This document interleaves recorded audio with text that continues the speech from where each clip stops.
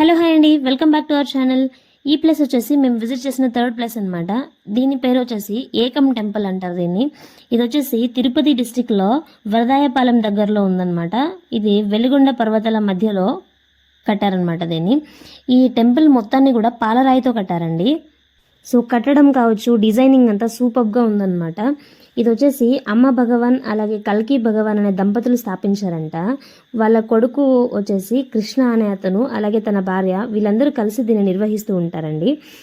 ఇది ఈ టెంపుల్ని స్థాపించడానికి కారణం ఏంటి అంటే, ప్రకృతిలో కావచ్చు లేదంటే మనుషుల్లో కావచ్చు అన్నిట్లోనూ పరమాత్మ ఉంటుంది అని నమ్ముతారు కదా.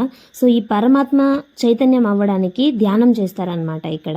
సో ఈ ధ్యానం చేయడాన్ని వీళ్ళు ఏకం అంటారు, అంటే పరమాత్మని ఏకం చేసుకోవడం అని చెప్పేసి. ఇక్కడ వచ్చేసి ఈ ఎంటర్ అయిన తర్వాత, అంటే ఇక్కడికి ఎవరైతే విజిటర్స్ వస్తూ ఉంటారో వాళ్ళు వచ్చేసి ఫస్ట్ 4 ద్వారాలకి ప్రదక్షిణలు చేస్తారంట. దాని తర్వాత వచ్చేసి గర్భగృహంలోకి వెళ్తారనమాట. గర్భగృహం అంటే ఇక్కడ పైకి వెళ్తున్నాం కదా మేము. సో పైకి వెళ్ళిన తర్వాత అక్కడ ఒక హాల్ అయితే ఓపెన్ అవుతుందన్నమాట. ఆ హాల్లోకి అనేది వెళ్తారనమాట. ఇక్కడ నేను 4 ద్వారాలను అయితే చూపించలేకపోయానండి, ఎందుకంటే మేము వచ్చిన టైంకి ఇక్కడ క్లోజింగ్ టైం అనమాట. కొంచెం మాత్రమే మాకు టైం మిగిలింది. ఆ కొంచెం టైంలో అన్నిటినీ ఎక్స్ప్లోర్ చేయడానికైతే నాకు టైం దొరకలేదు. కొంతవరకు మాత్రమే ఎక్స్ప్లోర్ చేయగలిగాను అనమాట. సో కొంతవరకులో కూడా చాలా వరకు అయితే వీడియో అయితే షూట్ చేసి చేయగలిగానండి నేను. ఒకసారి చూడండి. ఈ విధంగా పైకి వెళ్ళిన తర్వాత అయితే ఎంట్రన్స్ అనేది వస్తుంది. చాలా అంటే చాలా బాగుందండి. చాలా చాలా బాగా కట్టారనమాట దీన్ని. ఎంత బ్యూటిఫుల్గా ఉందంటే ఇక్కడ చుట్టుపక్కల వ్యూ కావచ్చు, పైన కట్టడం కావచ్చు, చాలా చాలా బాగుంది. ఇక్కడ చూడండి, చుట్టుపక్కల అయితే చూపిస్తున్నాను నేను, ఎంత బ్యూటిఫుల్గా ఉందని చెప్పేసి వ్యూ అంతా. కానీ అక్కడ దూరంలో కనిపిస్తుంది కదా, ఆ ప్లేసెస్కి అయితే వెళ్ళకూడదు అని చెప్పారనమాట. వెళ్ళడానికి అవకాశం ఇవ్వలేదు మాకు. సో ఇప్పుడైతే ఎంట్రన్స్కి వెళ్ళిపోతున్నాం. ఈ విధంగా వెళ్ళాలన్నమాట ఎంట్రన్స్కి. ఇక్కడ వాటర్ ఫెసిలిటీ కూడా ఉంచారు తాగడానికి. సో ఇది వచ్చేసి ఫస్ట్ ఎంట్రన్స్ అనమాట.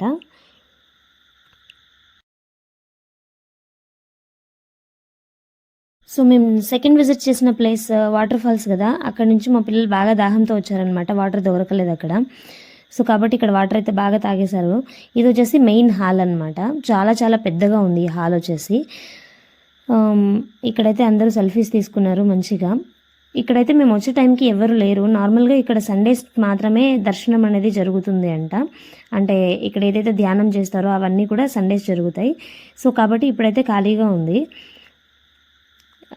ఇక్కడ వచ్చేసి ఒక స్టేజ్ ఉంది, కానీ ఇటువైపు అంటే ముందుకు వెళ్తున్నాను కదా, అక్కడ నేను చూపిస్తాను. మెయిన్ ఇక్కడ ఎక్కడైతే ధ్యానం చేస్తారో అక్కడే అందరూ వచ్చి కూడుకుంటారు కదా, సో ఆ ప్లేస్ని అయితే మీకు చూపిస్తాను చూడండి ఒకసారి. ఇక్కడ వీళ్ళు మెయిన్ దేనికి పూజ చేస్తారు అంటే, ఋగ్వేదంలో ఆది దైవంగా హిరణ్య గర్భం గురించి చెప్తారంట. సో ఈ హిరణ్య గర్భంనే ఇక్కడ పూజ చేస్తారంట వీళ్ళు. దీనికి వచ్చేసి 8 దిక్కుల నుంచి హారతులు ఇస్తారంట. తర్వాత వచ్చేసి కృష్ణ గారు, అంటే కల్కి భగవాన్ అమ్మ భగవాన్ ఉన్నారు కదా, వాళ్ళ కొడుకు ఎవరైతే ఉన్నారో ఆయన వచ్చేసి దీక్షని ఇక్కడ ఏదైతే ఇక్కడ కనిపిస్తుందో ఇక్కడ వచ్చేసి స్క్రీన్ మీద వాళ్ళు దీక్ష చేస్తారు. ఇక్కడికి వచ్చిన భక్తులందరూ కూడా ఆ దీక్షను చూసి ఆయన ఆశీర్వాదం తీసుకుంటారంట. తర్వాత ప్రసాదాలు తీసుకుంటారనమాట. సో మేమైతే చూసేసి బయటకు వచ్చేసాం.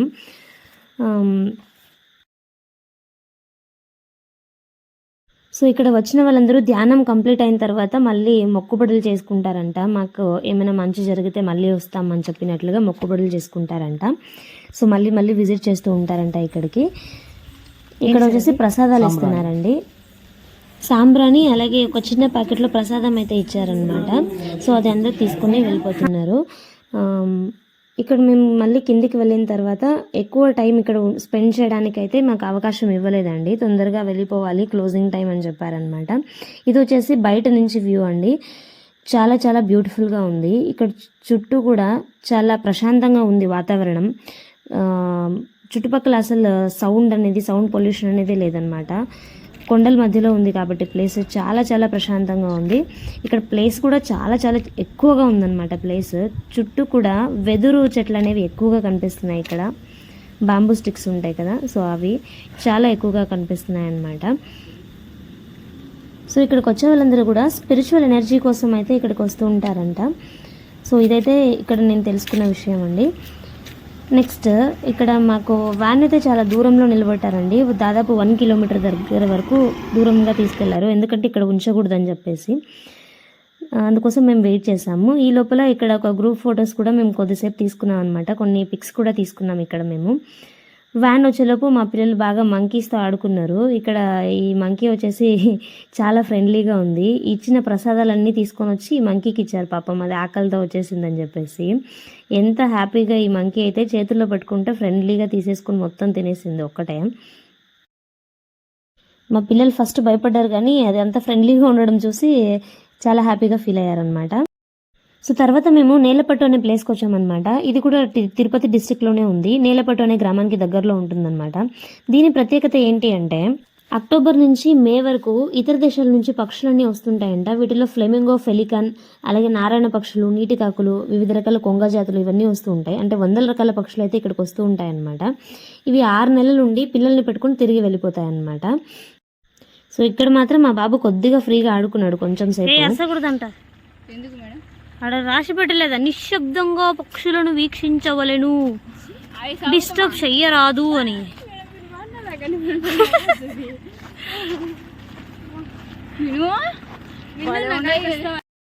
ఇది ఆసియాలోనే అతిపెద్ద వలస పక్షుల కేంద్రంగా చెప్పొచ్చు. ఇక్కడ ఫ్లెమింగో ఫెస్టివల్ కూడా చేస్తారంట. అంటే ఫ్లెమింగో బర్డ్ వచ్చేసి ఇక్కడ అందమైన బర్డ్ గా చెప్తూ ఉంటారనమాట. దాని పేరు మీదుగా ఫెస్టివల్ అనేది జరుపుతూ ఉంటారనమాట. ఈ పక్షులు వచ్చేసి అంటార్కిటికా, ఇంకా సైబీరియా, మా నేపాల్, పాకిస్తాన్ ఇట్లా వివిధ దేశాల నుంచి కూడా వస్తూ ఉంటాయి అన్నమాట ఇక్కడికి. ఇక్కడ ఉండే చుట్టుపక్కల ప్రాంతంలో అంటే అడవి ప్రాంతంలో వచ్చేసి మూలికలు కూడా చాలా బాగా దొరుకుతాయండి. అంటే ఆయుర్వేదిక మూలికలు అనేవి దొరుకుతూ ఉంటాయి. సో ఇవి దూరం నుంచి చూడడం వల్ల అంత క్లియర్గా అయితే కనిపించట్లేదండి. రకరకాల పక్షులు అయితే ఉన్నాయి ఇక్కడ, చాలా కొత్త జాతుల పక్షులన్నీ ఉన్నాయి. సో నాకైతే ఇంత దూరం వచ్చినందుకు కొన్ని కాయలు అయితే దొరికాయి అనమాట. అంటే త్రిఫల చూర్ణం గురించి అందరికీ తెలిసిందే కదా. సో దాంట్లో ఉపయోగించే ఒక ఇంగ్రీడియంట్ వచ్చేసి తానేకాయ అంటారనమాట. సో ఈ తానేకాయనైతే నాకు దొరికిందనమాట ఇక్కడ. మిగతా చాలా వరకు చూసాను కానీ అవి ఏంటి అని నాకు తెలియదు, కానీ ఇది మాత్రం తెలుసు కాబట్టి నేను చాలా వరకు ఇవి తీసుకొని వచ్చాను ఇంటికి. సో ఇక్కడికి కూడా మేము రీచ్ అయ్యేసరికి ఏమైంది అంటే క్లోజింగ్ టైంకి వచ్చామన్నమాట. మేము ఒక 1/2 అవర్ మాత్రమే మిగిలిపోయింది. అందుకే మేము ఫాస్ట్గా చూసేసాం. నిదానంగా చూడడానికి అవకాశం లేకపోయిందనమాట. ఎందుకంటే మేము దారి మిస్ అయ్యామన్నమాట. కొంత దూరం ముందుకు వెళ్ళి మళ్ళీ వెనక్కి రావాల్సి వచ్చింది. సో దీని కారణంగా ఇంకా చూడాల్సిన కొన్ని ప్లేసెస్ అయితే మిగిలిపోయాయి. సో దీనివల్ల మా పిల్లలందరూ చాలా డిసప్పాయింట్ అయ్యారనమాట. సో వాళ్ళని ఆ డిసప్పాయింట్మెంట్ నుంచి బయటికి తీసుకురావడానికి మా సార్ వాళ్ళు ఏం చేశారంటే, ఒక సైడ్ గేమ్స్, ఇంకొక సైడ్ అంత్యాక్షరి పెట్టేసుకున్నారనమాట. ఇక్కడ వచ్చేసి మొబైల్లో గేమ్స్ లూడో ఆడుతున్నారు, ఈ పక్క వచ్చేసి అంత్యాక్షరి ఆడుతున్నారు. సో ఈ విధంగా ఎంటర్టైన్ అవుతూ హ్యాపీగా మా జర్నీ అయితే సాగిపోయింది. ఈ విధంగా రిటర్న్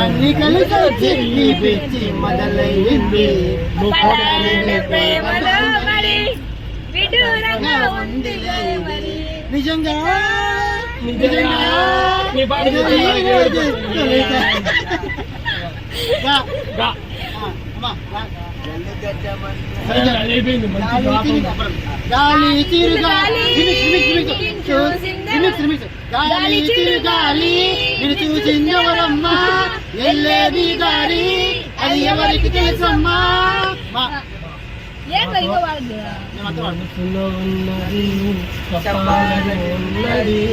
మాటలు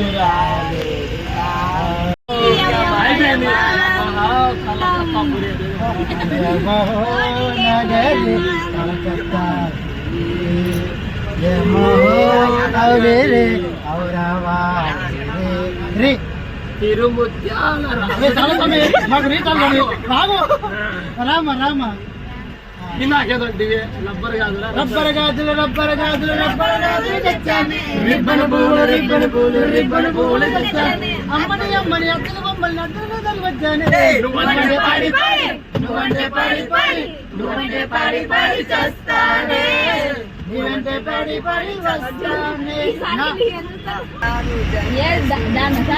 నడక తెలిసిన నడకల్లో నడక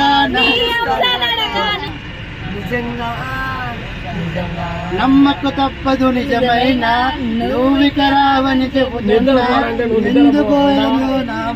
ఇప్పుడైనా ఆడవాడు లక్ష్మి నా చిన్ని లక్ష్మి ఇప్పుడే ఫోన్ లక్ష్మి